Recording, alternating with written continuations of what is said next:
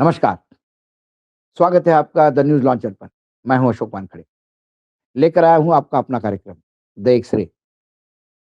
एक खबर आई और थोड़ी चिंताजनक खबर है।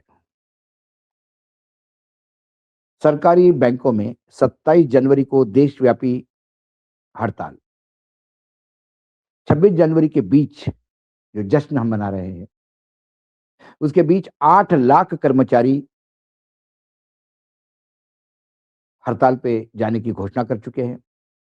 जो हड़ताल न हो इसके लिए जो मीटिंग थी वो पूरी तरह से फेल हो गई और हमारी वित्त मंत्री कहाँ है पता नहीं। देश भर के सार्वजनिक क्षेत्र के बैंकों में 27 जनवरी 2026 को हड़ताल होने की संभावना है, जिससे बैंकिंग सेवाएं प्रभावित हो सकती है। United forum of bank unions ने 5 दिवसीय कार्य सप्ताह के लंबे समय से चलते आ रही है मांगों को लेकर हड़ताल बुलाई है। जो यूनियंस की फेडरेशन है, फोरम उनका यूएफबीयू, 9 प्रमुख बैंक यूनियनों का संयुक्त संगठन है। उनमें भारतीय बैंक संघ आईबीए के साथ मार्च 2024 में हुए वेतन संशोधन समझौते के तहत सभी शनिवार को छुट्टी घोषित करने पर सहमति बनने के बावजूद इस फैसले को अभी तक लागू न करने का विरोध जताया है। वर्तमान में बैंक कर्मचारी हर महीने दूसरे और चौथे शनिवार को छुट्टी मनाते हैं, लेकिन अधिकांश सप्ताह 6 दिवसीय काम होता है। यूनियन का कहना है कि 5 दिवसीय कार्य सप्ताह लागू करने से बैंक कर्मचारियों के काम के घंटों में कोई कमी नहीं आएगी, क्योंकि कर्मचारी सोमवार से शुक्रवार तक प्रतिदिन अतिरिक्त 40 मिनट काम करने के लिए तैयार हैं। यूआरबीयू ने कहा कि reserve bank of India, LIC, stock exchange और सरकारी कार्यालय पहले से ही 5 दिवसीय कार्य सप्ताह का पालन कर रहे हैं। इसलिए बैंकों के लिए 6 दिवसीय शेड्यूल जारी रखने का कोई औचित्य नहीं। एक यूनियन प्रतिनिधि ने कहा कि विस्तृत चर्चा के बावजूद सुलह की कार्यवाही से कोई पॉजिटिव नतीजा नहीं निकला। मुख्य श्रम आयुक्त द्वारा बुधवार और गुरुवार को आयोजित सुलह बैठकों के बाद भी कोई समाधान नहीं हुआ और शनिवार शाम तक यूआरबीयू ने हड़ताल पर आगे बढ़ने की योजना बना रखी है। यह हड़ताल 27 जनवरी मंगलवार को है, क्योंकि 25 जनवरी को रविवार और 26 जनवरी को गणतंत्र दिवस की छुट्टी है। इसलिए सार्वजनिक क्षेत्र के बैंक 3 लगातार दिनों तक बंद रहेंगे, जिससे ग्राहकों को असुविधा हो सकती है। इस हड़ताल से प्रभावित होने वाले प्रमुख bank state bank of India, Punjab national bank, bank of India, bank of Baroda और अन्य सरकारी बैंक हैं। हालांकि एचडीएफसी, आईसीआईसीआई बैंक और कोटक महिंद्रा बैंक जैसी निजी क्षेत्रों के बैंक की शाखाएं प्रभावित होने की संभावना नहीं है। अधिकांश सार्वजनिक क्षेत्रों के बैंकों ने ग्राहकों को पहले ही संभावित सेवाओं में व्यवधान की चेतावनी दी है। ग्राहकों को सलाह दी जाती है कि वे जरूरी बैंकिंग कार्य ऑनलाइन अन्य विकल्प से पहले ही निपट लें।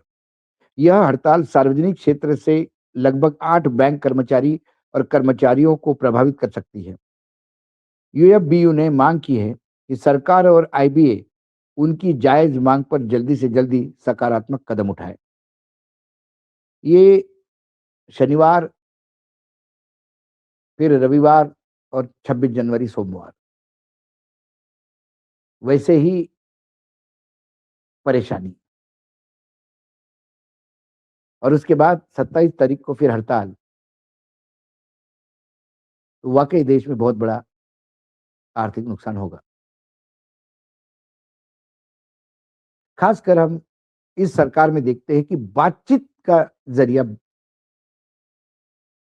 समाधान क्यों नहीं निकल सकता। किसान आंदोलन हो, जहां लगातार 2 ढाई साल तक चला, सरकार बातचीत करते समय लगातार विफल रही और फिर उसकी परिणति क्या हुई, 700 किसानों ने जान गंवा दी और फिर यूपी के चुनाव को देखते हुए सरकार ने तीनों कानून वापस ले लिए। कई जगह पे मणिपुर का मसला हो, बातचीत करते हल ही नहीं निकल रहा है, अभी भी नहीं निकल रहा है, 2 ढाई साल हो गए मणिपुर चल रहा है। हर जगह या आदिवासियों की डिमांड हो, आसाम में, वहाँ बातचीत नहीं हो पा रही है। जीएसटी काउंसिल में बातचीत नहीं हो पाती है। नीति आयोग में राज्य सरकारें बहिष्कार करते हैं, क्योंकि बातचीत के लिए आपको सबसे पहले अच्छा सुनने वाला होना चाहिए। You should be a good listener. जब तक आप सुनने को तैयार नहीं हो और उसके बाद एक रास्ता निकालने की ज़रूरत है। विपक्ष के साथ बातचीत नहीं होती, किसी बिल पे सहमति नहीं होती, हमेशा टकराव की मुद्रा में सरकार रहती है, क्योंकि सरकार ये सोचती है कि जो वो कर रही है वही सही है। जब मामला बिगड़ता है तो सरकार के सामने सवाल पूछे जाते हैं कि क्या आपने स्टेक होल्डर से कभी बातचीत की क्या? बैंक कर्मचारी के यूनियन से यदि बातचीत करके नई नीति अपनाई जाए, तो हड़ताल की नौबत नहीं आती। लेकिन यहाँ नीतियाँ पहले अपनाई जाती है और वो थोपी जाती हैं। और मामला बिगड़ जाने के बाद कहते हैं कि हमने इससे बात की, उससे बात की और झूठ परोसा जाता है कि हमने स्टेक होल्डर से बात की। यदि स्टेक होल्डर से बात की होती, तो ना वो नीति बनती, ना स्टेक होल्डर से बात की होती, तो ना झगड़े होते।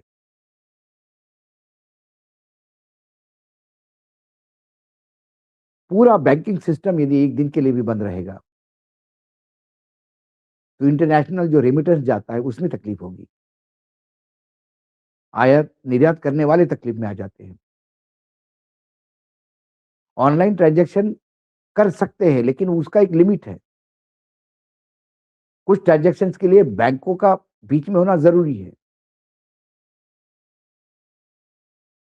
बैंक में मात्र विथड्रॉवल और डिपॉज़िट या विथड्रॉवल या कैश ट्रांसफर ही नहीं होता। बैंक में कई वर्टिकल्स होते हैं जिसमें काम होते हैं।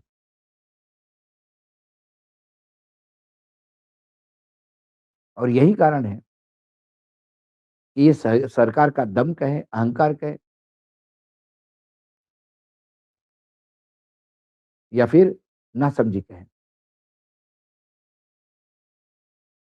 यदि बैंकिंग कर्मचारी 8 लाख कल मंगलवार को हड़ताल पे जाते हैं, तो ये वित्त मंत्रालय की नाकामी होगी, पीएमओ की नाकामी होगी, मिनिस्ट्री ऑफ लेबर की नाकामी होगी। ना माँगे नई नहीं हैं, माँगे पुरानी हैं। जो अन्य सरकारी डिपार्टमेंट में चल रहा है, उसी को माँग रहे हैं। जो पहले से तय हुआ था, उसी को लागू करने की बात हो रही है।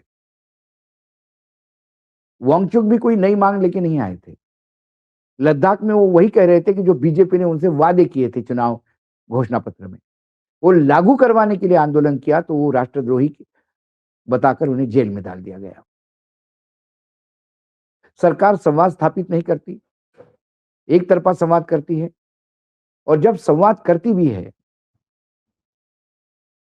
तो संवाद करने के नाम पर अपनी चीज़ें थोपती है और उनकी थोपी हुई चीज़ें आप मान भी ले, तो वो लागू करने के लिए भी सवाल पूछने पे आप पे कार्रवाई हो सकती है। तो हम किस टाइप का संविधान इस देश में और कैसे चल रहे हैं, ये तो भगवान जाने। कुल मिलाकर 27 तारीख को संकट का दिन सभी के लिए, क्योंकि जितना भी हमारे दर्शक भी होंगे, सबके बैंकिंग से पाला पड़ता है।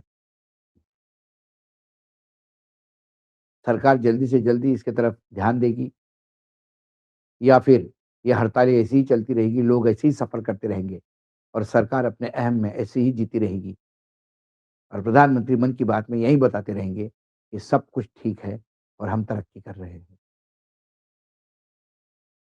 आज रुपया फिर 92 पे पहुँचा, फिर निचले पायदान पर। अब तो ये देखना है कि रुपया और कितना नीचे जाता है, क्योंकि अब रुपया नीचे जाने पे देश की इज्जत बढ़ती है, ऐसी नई सरकार कहती है। रुपए के साथ इज्जत सिर्फ यूपीए की सरकार में गिरा करती थी। अब नया फ़ॉर्मूला निकला है कि रुपया गिरता है, तो हमारी इज़्ज़त और बढ़ जाती है। आज एक्स-रे में इतना ही, कल फिर आता हूँ किसी विषय के साथ। तब तक के लिए नमस्कार, देखते रहिएगा द न्यूज़ लॉन्चर।